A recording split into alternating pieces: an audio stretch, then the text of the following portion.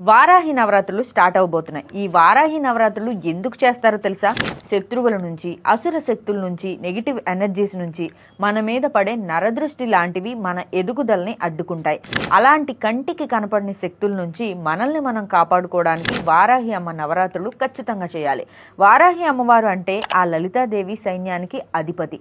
వారాహిదేవి అసుర సంహారిణి, దుష్ట శక్తులను నాశనం చేసి తన నమ్మిన భక్తుల జోలికి రానియకుండా ఒక కాపలాగా ఉంటుంది.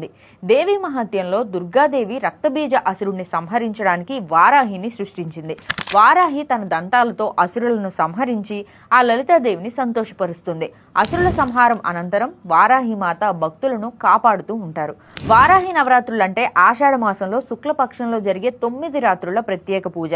ఆషాఢ మాసంలో పాడ్యమి నుండి నవమి వరకు 9 రోజులు వారాహి అమ్మవారి శక్తిని ఆరాధించే పవిత్ర సమయాలు.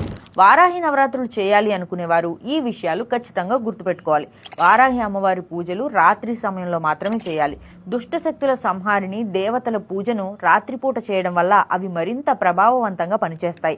9 రోజుల పాటు దీక్షగా చేయగలగాలి.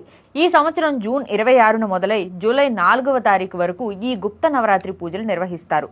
సాత్విక ఆహారం తింటూ బ్రహ్మచర్యం పాటిస్తూ ఎవరిని నిందించక ఈ వ్రతం ఆచరించినన్ని రోజులు దయాగుణంతో ఉన్నవారికి ఈ పూజలు సత్ఫలితాన్ని ఇస్తాయి. లేదు మేము పూజలు చేస్తున్నా ఎవరో ఒకరిని తిడుతూనే ఉంటాం అనేవారు ఈ పూజ జోలికి వెళ్ళకపోవడం మంచిది. Time waste. ఎవరైతే నిష్ఠగా అమ్మవారిని మనస్ఫూర్తిగా ఆరాధిస్తారో వారు పూర్తి ఫలితాన్ని పొందుతారు. ఇక ఈ వ్రతం ఎలా చేయాలి, ఏమేమి సిద్ధం చేసుకోవాలనేది నెక్స్ట్ వీడియోలో చెప్తాను.